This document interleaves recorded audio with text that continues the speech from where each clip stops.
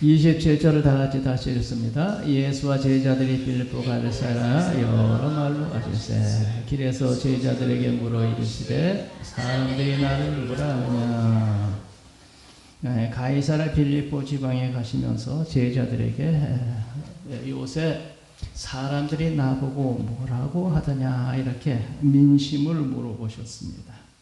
빌립보는 헐몬산 북쪽, 이스라엘 북쪽의 헐몬산에서 헐몬산은 눈이 늘 덮여 있는데 요새는 이제 기후가 온난화가 돼가지고 헐몬산 꼭대기에 눈이 다 녹아버렸어요. 원래는 거기가 눈이 하얗게 늘 덮여 있는 곳인데 성지순례 갔을 때 봄에 갔었는데 2월달에 갔었는데 눈이 거기 덮여 있더라고. 그래가지고 케이블카 타고 그 헐몬산 꼭대기 어제 올라갔다 왔어요. 쉽지 않은데. 그랬더니 이쪽에 그냥 눈이 있는 데서 있어야 아이들이 스키를 타고 난리치더라고.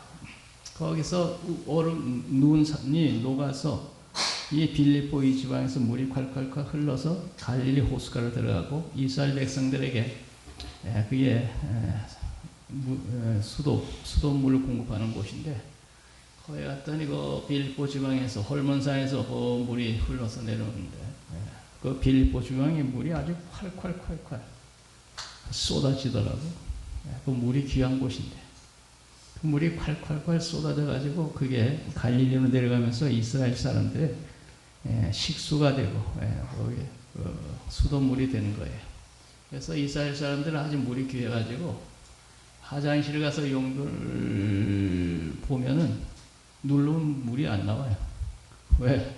세수 먼저 하고 세수물을 버리면 그것이 용변통으로 들어가서 그 다음에 용변을 보며 눌러야 그게 물이 나와. 물이 귀한 곳이니까 아주 머리에서 먼저 세수해서 세수물이 용변통으로 들어가 저기다 있다가 그 다음에 이를 보고 난 후에 누르면 세수물이 그 용변통을 해서 물이 귀한 곳이니까. 그 빌립보 지방은 유대 나라 북쪽 이스라엘에 거기에 있는데 이 예수님이 그쪽으로 제자들과 함께 올라가시면서 요새 민심이 어떻더냐, 나를 사람들이 뭐라고 그러더냐 이렇게 물어보신 거예요. 그래서 예수께서 제자들을 빌립보 가이사랴 여러 마을로 가시면서 길에서 물어봐요. 제자들이 물어 이르시되 사람들이 나를 누구라 하더냐. 요새 사람들이 나를 보고 뭐라 그러지? 그게 제자들에게 물어본 겁니다.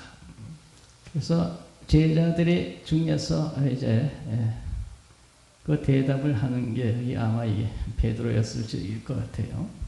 28절 우리 다 같이 읽어봅시다. 제자들이 여짜가 이르되 세례와 요한이라고도 하고 더러는 엘리야 더러는 선자 중에 하나라 하나이다. 그때 예수님께서 사방대 다니면서 병든 자를 고치고 보리떡 5개 물고기 2마리로 5,000명을 먹이시고 이제 유대 다니면서 복음을 전했는데 그때 사람들이 예수님을 누구라고 생각할까? 그때 더러는 세례 요한이라고 생각하는 사람들이 있었어요. 세례 요한이 회개를 외치면서 복음을 전하다가 목이 떨어져 죽였는데 그 세례 요한이 다시 살아오지 않았습니까? 하는 그런 민심이 있었고 또 말라기 3장 1절에 보면은 그가 내 앞에서 길을 준비할 것이요 하는 그런 말이 있는데 이 세례 요한에 대한 말인데 이게 예수님께 해당하는 말 아닌가 그렇게 사람들이 생각했어요. 그때 예수님께서는 세례 요한 자체가 나는 메시아가 아니라고 극구 부인했죠. 그때 세례 요한 자체가 사람들이 갑자기 예수님 전에 세례 요한이 나타나서 회개를 외쳤잖아요. 그때 사람들이 이 사람이 우리 기다리던 메시아인가?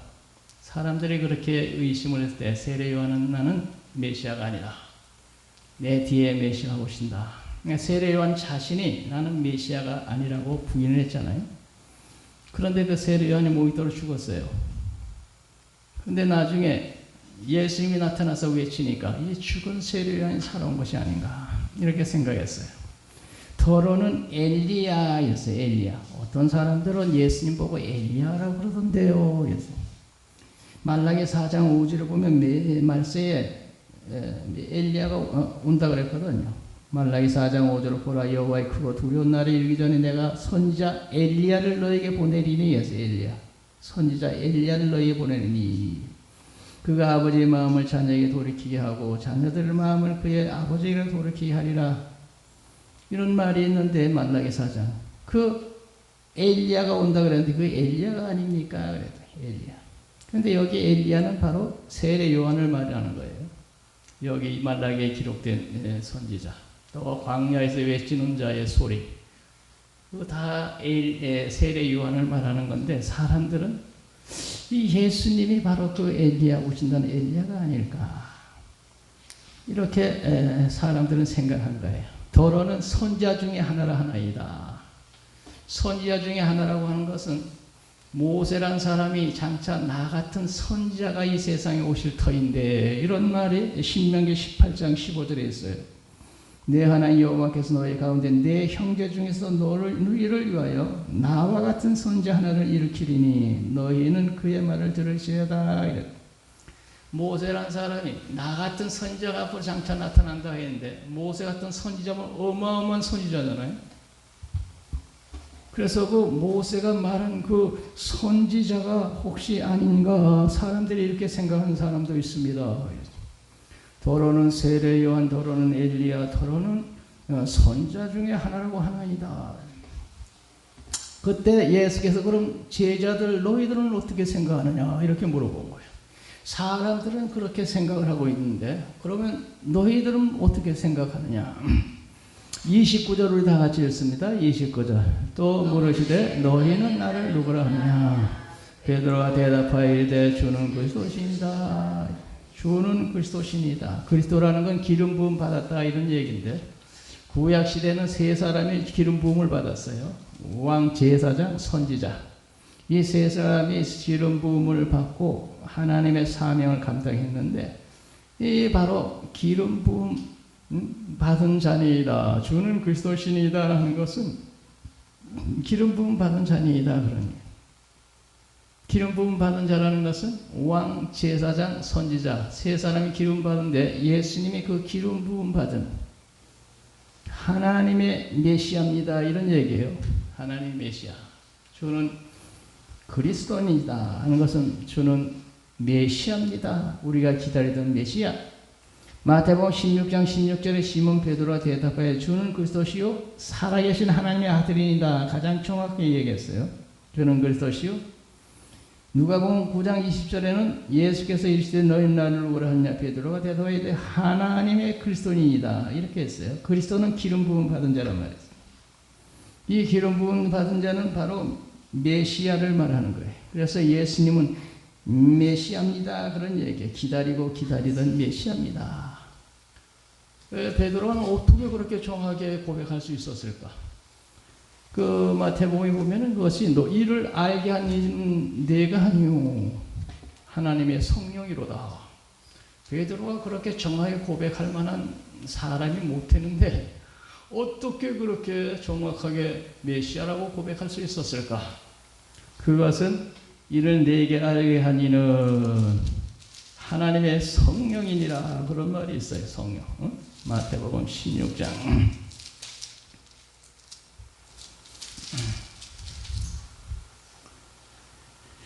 16장 17절에 보면 예수께서 대답하여 이르시되 바요나 시몬아 내가 복이 있도다. 이를 내게 알게 하니 혈육이 아니요 하늘에 계신 하나님 아버지시라고 했는데 그는 성령이 이를 알게 했다는 거예요. 성령.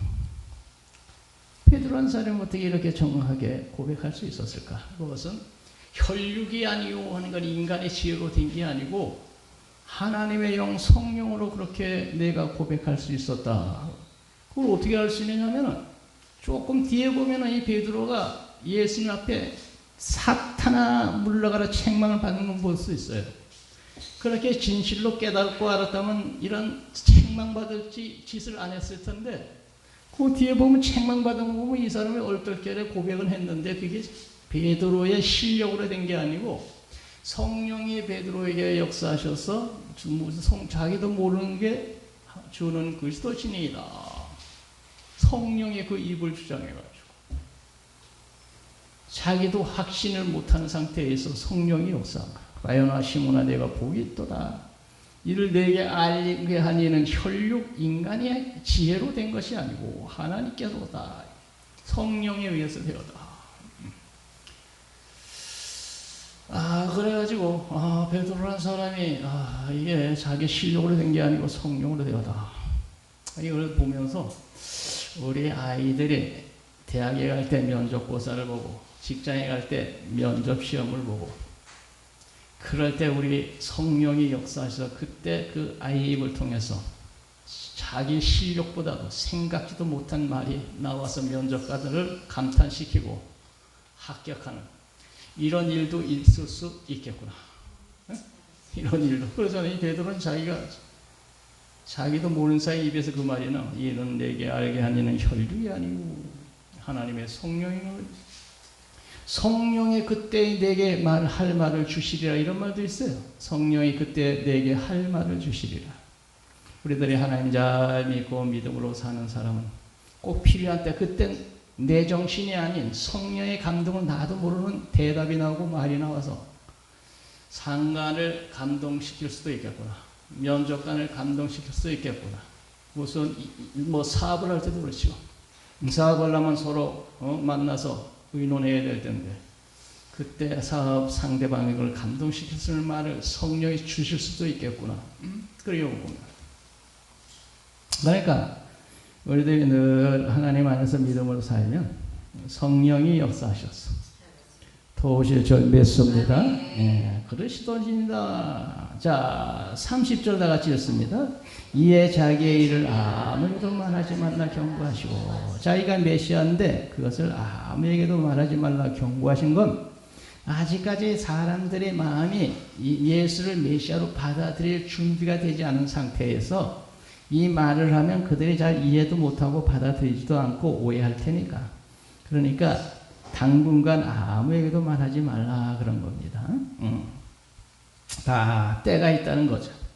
31절 다 같이 읽습니다. 인자가 많은 사람 고난을 받고 장로들과 대제사장과 서기관들에게 버림받아 죽임을 당하고 사흘 만에 살아나야 할 것을 비로소 그들에게 가르치시니라. 이제 비로소 예수님이 자기의 죽음을 제자들에게 말한 겁니다. 이렇게 나는 고난을 받고 죽으리라. 인자가 많은 고난을 받고 이랬어요. 고난을 받고 장로들과 대제사장들과 서기관들에게 버림받아 죽임을 당하고. 이 베드로나 이 제자들이 예수가 죽는다는 건 꿈에도 생각도 해보지 못하고 언제나 자기들과 함께 다니면서 기적을 행하고 하나님의 역사를 일으킬 줄만 생각하고 있었지 자기와 함께하는 예수가 죽는다는 건 꿈에도 생각하지 못한데 느닷없이 예수님이 죽으리라고 얘기하는 걸 듣고 사이 저자들이 깜짝 놀란 거죠. 죽임을 당하고.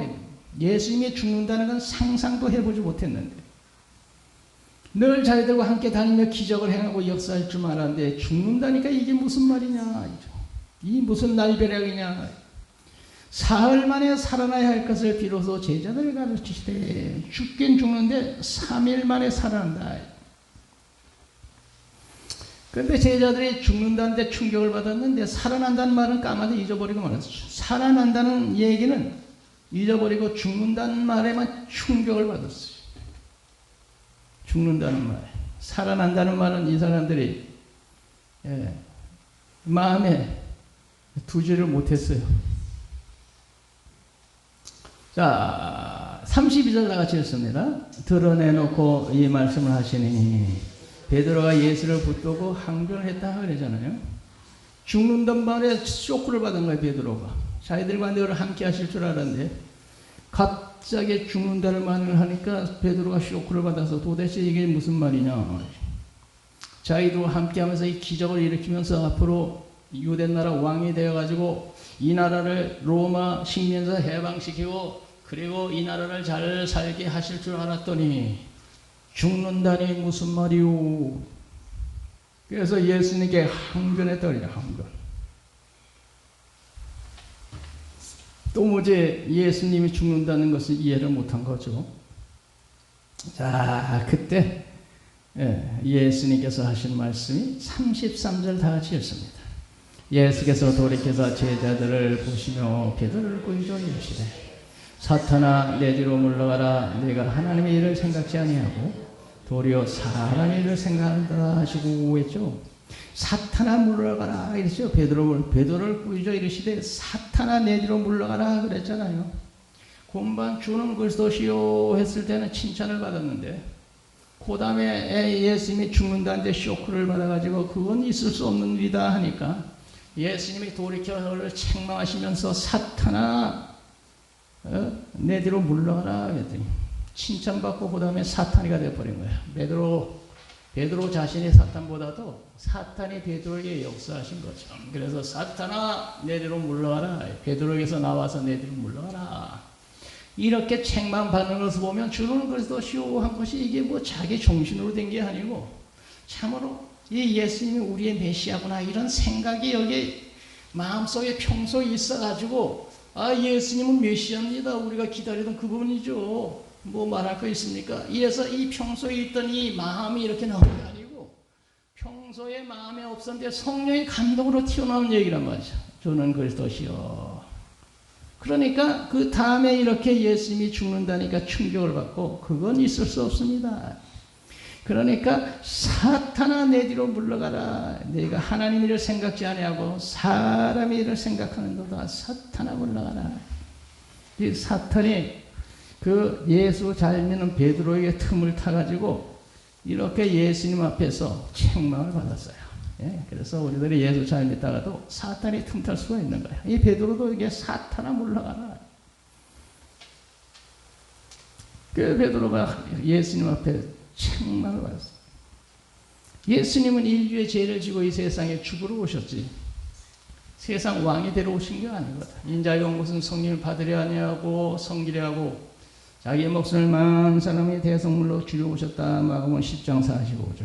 예수님은 인류의 죄를 지고 죽으러 오셨는데 베드로가 죽으면 안 됩니다. 그러면 하나님의 일을 하지 말라는 거잖아. 예수 사명 감당하지 말고 우리와 함께 계속 이렇게 삽시다 하거든. 그러니까 하나님의 일은 예수가 죽어서 인류의 죄를 지고 죽어서 인류를 구원하는 건데 그렇게 죽지 마세요. 베드로가 이렇게 말리네. 이건 하나님의 일을 하지 말라는 거예요. 인류 구원하는 일을 하지 말라는 것밖에 안 되잖아요. 그러니까 예수님이 책망을 한 거죠. 사탄아 내 뒤로 물러가라. 하나님은 나를 통해서 내가 죽음으로 인류를 구원하는 것을 원하시는데 너는 뭐 죽지 말라고 사탄아 물러가라. 십자가 지고 죽는 것은 하나님의 일이요 죽지 않는 것은 사람의 일이다. 하나님의 일을 생각지 아니하고 사람의 일을 생각하는도다. 고난스러워도 하나님 뜻을 따라야지. 인간의 생각 가지고 살면 안 된다는 거죠. 우리들의 믿음으로 사는 가운데 하나님의 일을 먼저 생각하고 하나님의 선하고 기뻐하고 온전한 뜻이 무엇인지 하나님의 일을 생각하고 그 다음에 사람의 일을 생각해야지. 하나님의 일과 사람의 일을 분간을 못하고 베드로처럼 이렇게 착각을 하면 책망밖에 받을 게 없다 해야죠. 하나님의 일을 생각하고 모든 일들을 과연 하나님의 뜻이 뭐냐? 하나님의 선하고 기뻐하는 온전한 뜻이 뭡니까? 주님 뜻을 따라 살게 도와주소서. 주님 뜻을 따라 바른 판단을 내릴 수 있도록 도와주소서. 그러니까 주님의 뜻을 물어야지. 하나님의 일을 생각지 않고 사람의 일을 생각하고 예수 죽지 말라니 있을 수 있는 일이야. 이긴 사탄의 생각이란 사탄아 내 뒤로 물러가라. 그래서 못 미친 거예요. 오늘 우리들도 베드로처럼 착각할 수가 있습니다. 이게 하나님의 일인지 사람인지 착각을 못하고 잘못하다가는 베드로처럼 사탄아 물러가라 책망받을 수 있어요. 언제나 하나님의 뜻을 따르고 주님의 일을 생각하고 주님의 뜻이 이루어지도록 그렇게 사시기 바랍니다. 그러면 주님의 칭찬하시다. 하나님을 생각하지 않아요. 하나님의 이런 예수 십자가 지고 우리의 죄를 지고 죽는 것이요. 사람 일은 그렇게 죽지 아니하고 안 하는 것이 사람입니다. 34절 다 같이 읽습니다. 무리와 제자들을 불러 이르시되 누구든지 나를 따르거든 자기를 부인하고 자기 십자가를 지고 나를 따르라. 그러면서 하시는 말씀이 나를 따라오려거든 자기 부인하고 자기를 포기하란 말이에요. 자기를 포기하고 자기의 죄된 것을 끊어버리고 그리고 하나님의 의를 따르라는 것이 십자가 지고 하는 건 예수 믿기 때문에 오는 여러 가지 고통을 감수하고 나를 따라와라. 자기를 부인하고 자기를 포기하고 예수 따르려면 자기 거 포기해야 될 때가 많이 있습니다.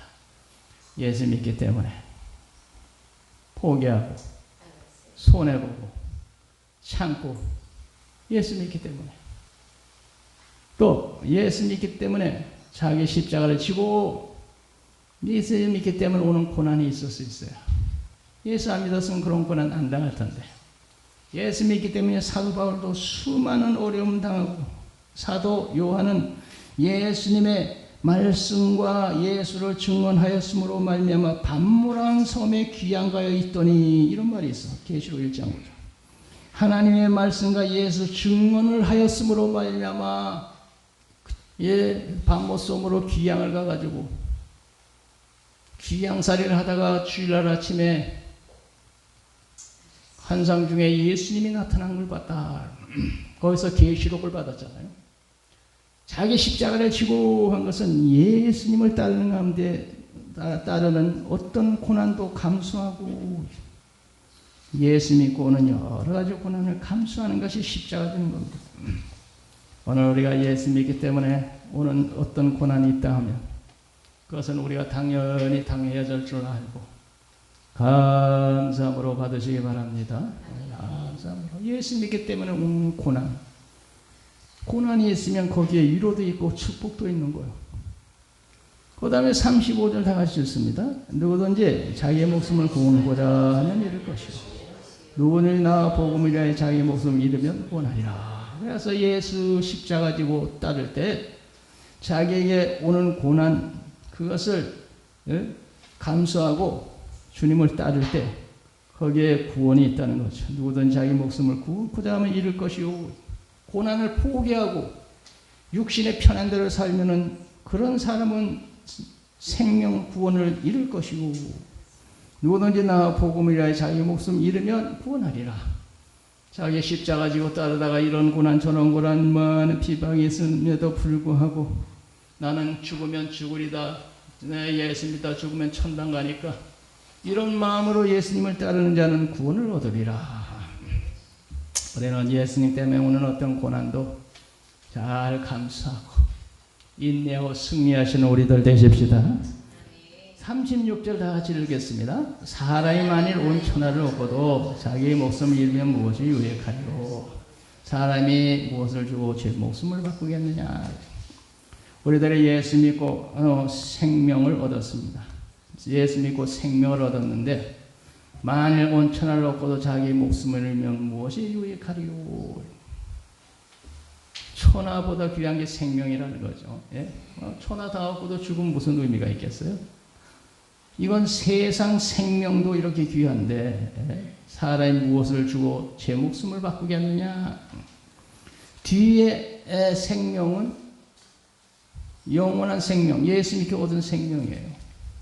그래서 사람이 온 천하를 얻고도 자기 목숨 잃으면 무엇이 유익하리요.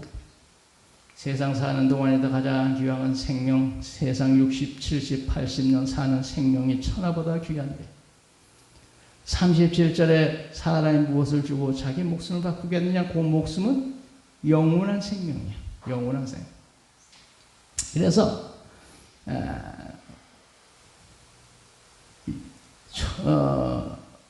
세상 생명도 천하보다 귀한데 예수 믿고 영원한 생명을 얻은 그 생명은 얼마나 천하보다 더 귀하겠어요. 우리가 예수 그리스도를 믿고 이 영원한 생명을 얻었는데 예수 따르는 것이 고달프다고 포기하면 영원한 생명, 천하보다 귀한 영원한 생명을 포기하는 거니까 예수님에 따른 어려움 때문에 영원한 생명 포기하고 지옥 갈 겁니까? 그건 있을 수 없잖아요. 응? 잠깐 더 살겠다고 예수 포기하고 지옥 가서 되겠어요? 그건 아주 어리석은 짓이라는 거예요. 예수 때문에 고난 참으면 죽으면 영원한 생명을 얻고, 그런데 고난이 싫어서 예수 포기하면 영원한 생명을 잃고 지옥 사람이 되잖아요.